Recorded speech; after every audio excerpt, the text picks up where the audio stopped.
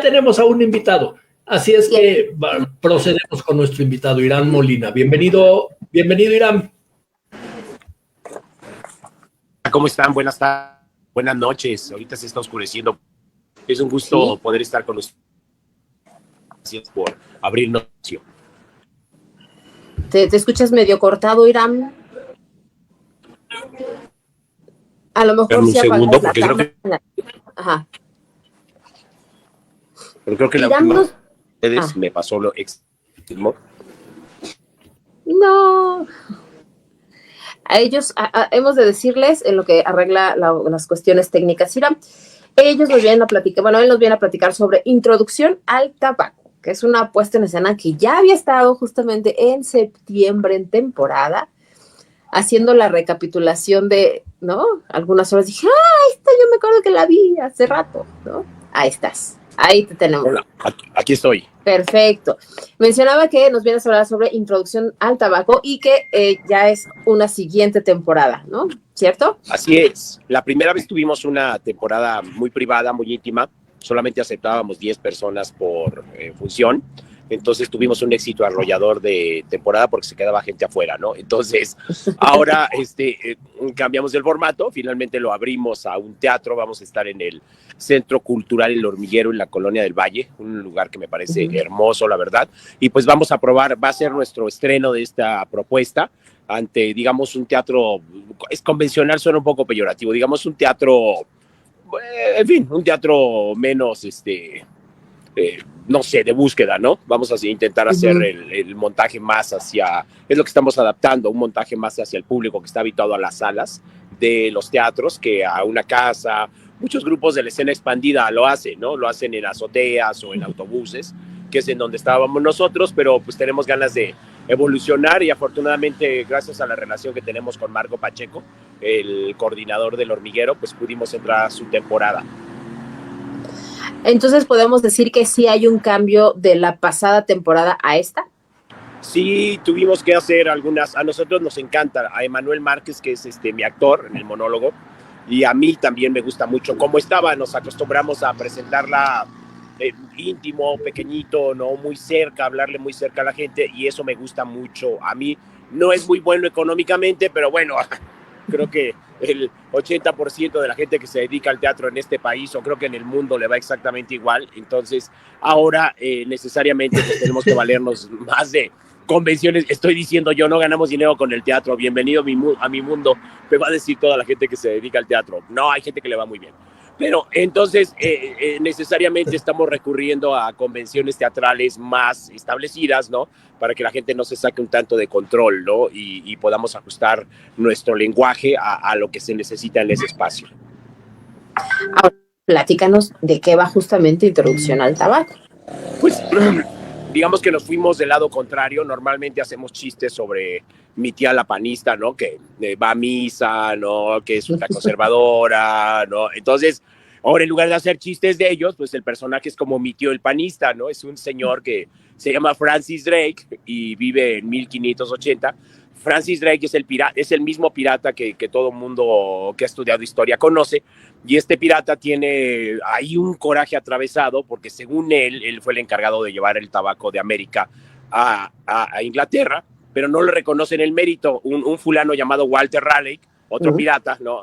Seguramente la gente recordará los cigarros Raleigh, ¿no? Que se los pusieron en honor a ese otro pirata. Pues Raleigh era un poeta y además era novio de la reina Isabel, y entonces, pues, total, se quedó con el crédito de llevar el tabaco a Inglaterra, y Drake queda tan enojado que decide no morir hasta que la gente le reconozca su mérito. Poco como pasaba con esa novela de Orlando, ¿no? Que la reina le ordenaba a Orlando que nunca envejeciera, pero nada más que aquí a Drake le pasa algo similar y él decide no morir, y entonces a ver cuándo le va a reconocer la gente que él llevó el tabaco a Europa. Pero su deseo de reconocimiento es casi como de un genocida. O sea, Drake llega a nuestro siglo, después va al futuro, o sea, lo vemos viviendo durante 2000 años a Drake, ¿no?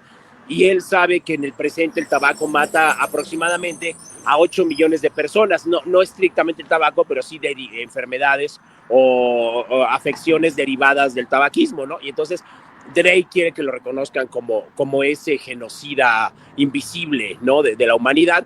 Y al mismo tiempo, pues, o sea, no quiero que suene esto como qué cosa tan patética. Es un tipo muy divertido, es un tipo, o sea, nos encanta, nos reímos ahí de la intolerancia, nos reímos de los esclavistas, de este pensamiento, pues, digamos que ultraconservador que se opone a toda forma de libertad de expresión, ¿no?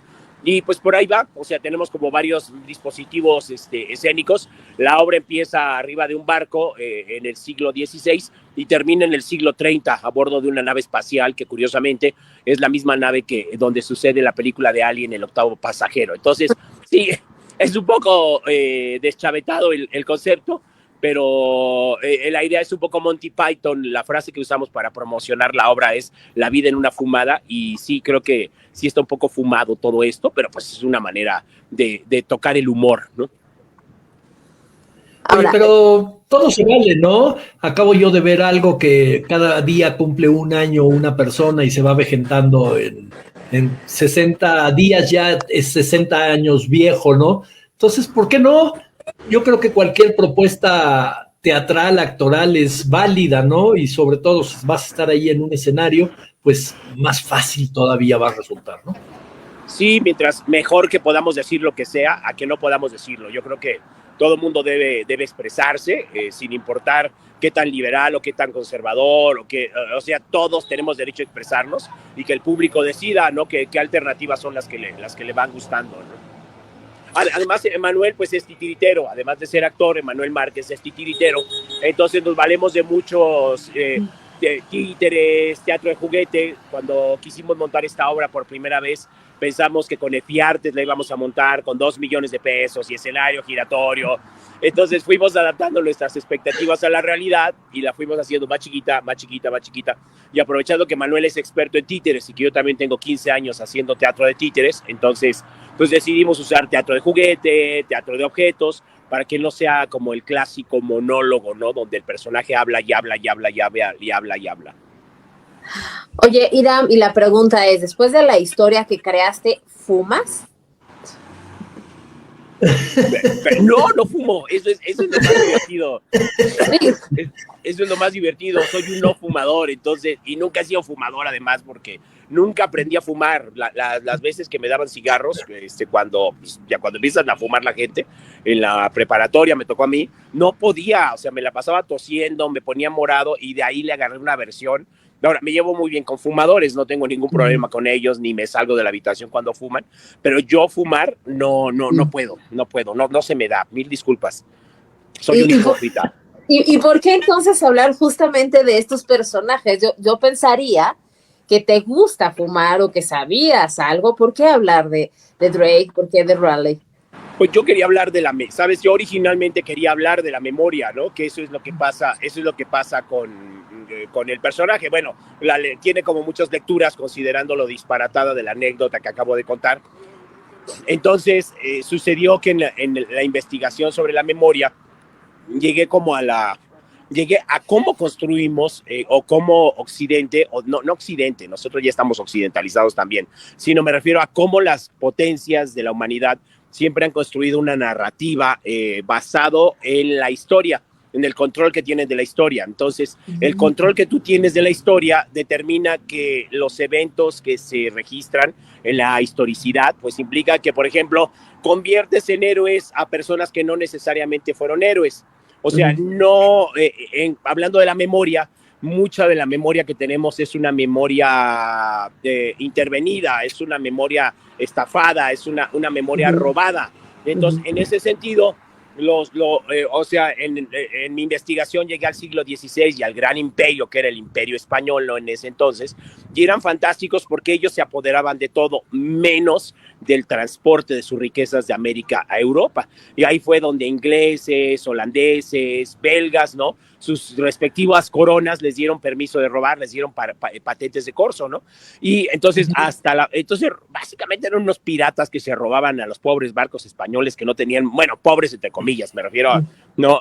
Y entonces eventualmente se han escrito esas historias sobre Francis Drake, que era un pirata, sobre Walter Raleigh, que era un pirata, ¿no? Incluso si lo ven en la exploración de la Antártida, la época de las exploraciones como de 1850 a 1920, pues todos los exploradores murieron de maneras horribles. pero lo recordamos como héroes, ¿no? Porque la propaganda imperial nos dice que todas esas personas fueron héroes, ¿no? Entonces, básicamente me interesaba hablar de eso, de la memoria, de cómo nuestra memoria está construida también por referentes falsos, ¿no? Y así llegué, pues, a los grandes piratas ingleses del siglo XVI, ¿no? Y el elemento cultural, como ustedes saben, también en Mesoamérica, o sea, independientemente del frijol, del trigo, de la calabaza, pues era el tabaco, ¿no? Y los europeos, al tomar el tabaco, lo convirtieron en un elemento banal, lo banalizaron, lo convirtieron en un elemento de estatus. Era importante que tú fumaras, y por ejemplo, Walter Raleigh les enseñó a los europeos a fumar con pipa, ¿no? Porque la pipa la tomó de los nativos americanos, y entonces pues era verlos como hipsters en la corte británica, a todos con las pipas que les había enseñado Walter Raleigh a fumar, ¿no? Y solo por eso pues se convirtió en un héroe, pero era un pirata, ¿no? Entonces, pues yo no sé, pregúntale a gente que estudie historia en la preparatoria, y pues sí te van a decir que Raleigh era un pirata, pero pues existe una historia, ¿no? Historia universal de Walter Raleigh, que escribió mientras estuvo encerrado en la cárcel 17 años, ¿no?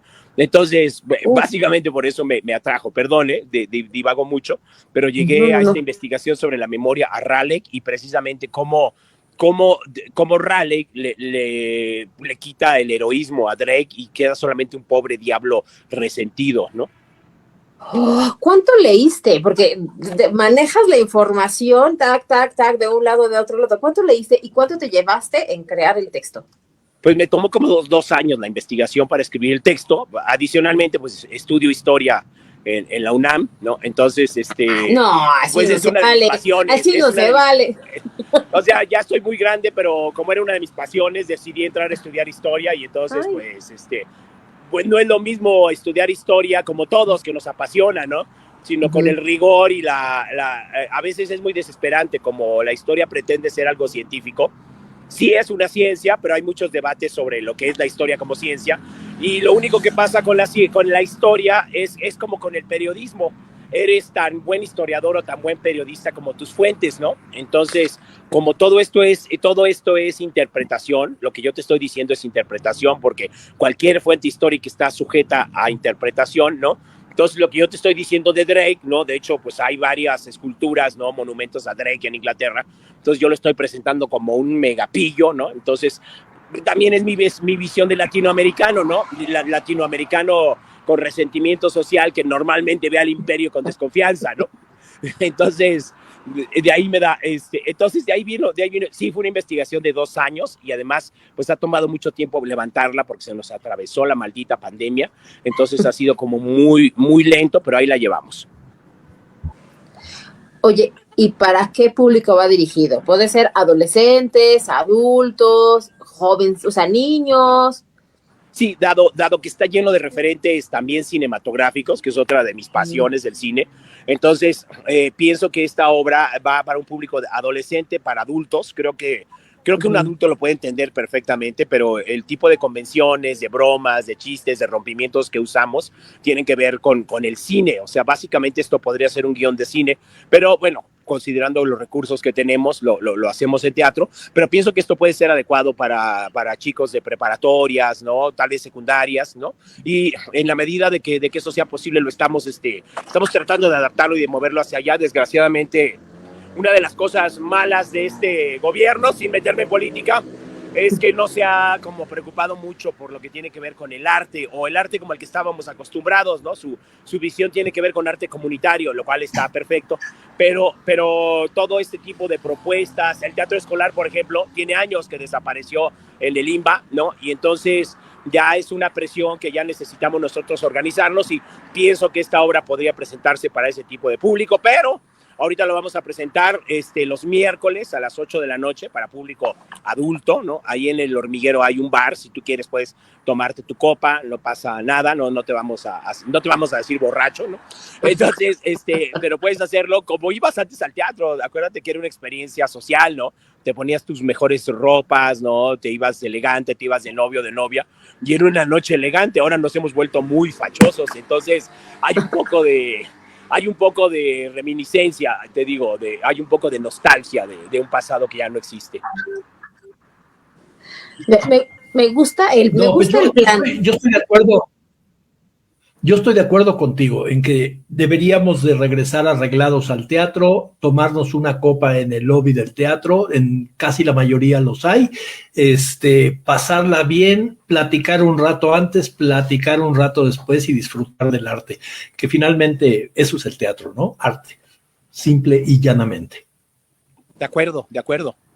Oye, entonces, miércoles a las 8 de la noche me dijiste, ¿verdad? Empezamos el 3 de abril, vamos a terminar el 15 de mayo, menos suspendemos, me parece que es 1 de mayo no vamos a tener función, pero entonces son 6 funciones que vamos a tener. Afortunadamente, pues la temporada va a empezar apenas, entonces este tipo de oportunidades de hablar de la obra nos ayuda mucho como a que el público conozca lo que tenemos y que nos vayan a ver y decirles que no se asusten. Sí suena muy confuso todo esto, pero les aseguro que es muy divertido, que hemos estado trabajando para que ustedes se rían mucho con esta propuesta, se rían de este pirata fumador, tío panista, ¿no? Y pues se rían mucho de él.